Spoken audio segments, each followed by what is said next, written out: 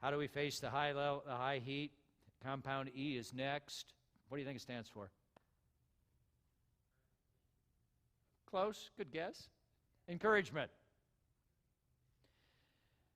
3 times, got your Bibles open, so check it out. 3 times in verses 10, 11, and 12, Nehemiah hears, as they're building, that things are falling apart. Verse 10, he hears people say, the strength of the laborers is giving out. There's so much rubble. Verse 11, some of the people overheard the enemy's murderous threats against them. Verse 12, the Jews who lived near them told us 10 times over, wherever they turn, they will attack us. What I want you to notice here is the exponential power of grumbling.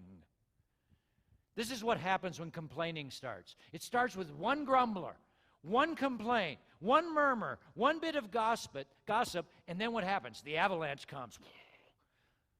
Until the original complaint is multiplied 10 times over. It's human nature. How's Nehemiah going to combat this? With encouragement. Verse 14. After I looked things over, I stood up and I said to the nobles, the officials, and the rest of the people, don't be afraid of them.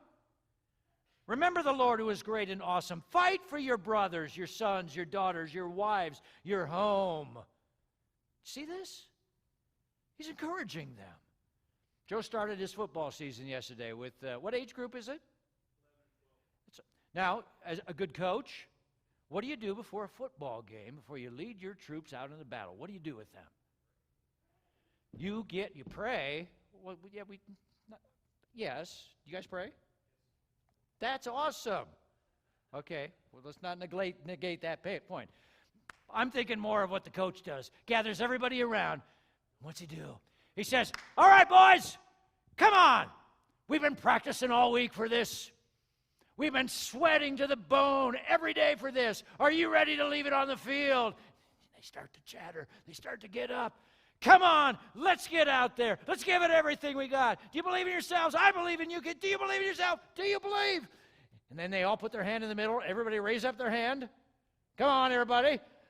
And then at the count of 3, 3, 2, 1, ho! That's encouragement. And people usually respond to encouragement. Do you know that? Joe doesn't go, well, guys, you're going to just get your butts kicked today. I've seen the other team, and they're just, I don't know what they feed those boys in Bakersfield, but they're just twice as big as you. It's not, no. Encouragement.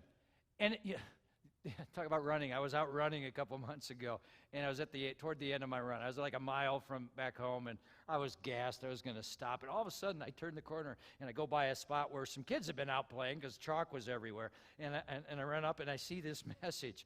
You can do it. Keep it up.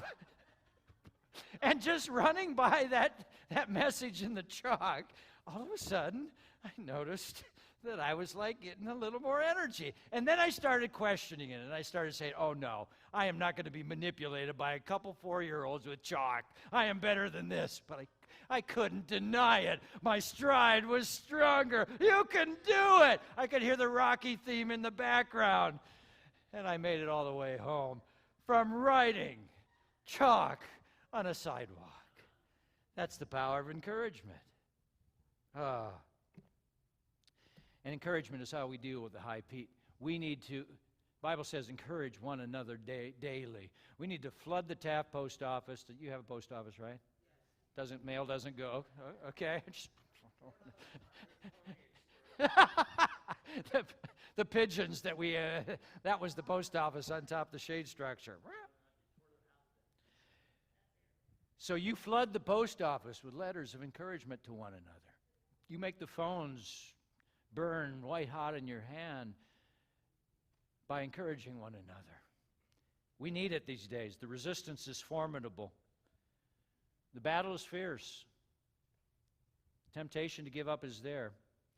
And so we need to start hearing from every quarter at First Baptist. Remember, your brothers and sisters, God is with us. He's going to use this church. So get involved and use your gifts. Make a difference. Come on, fight for the Lord.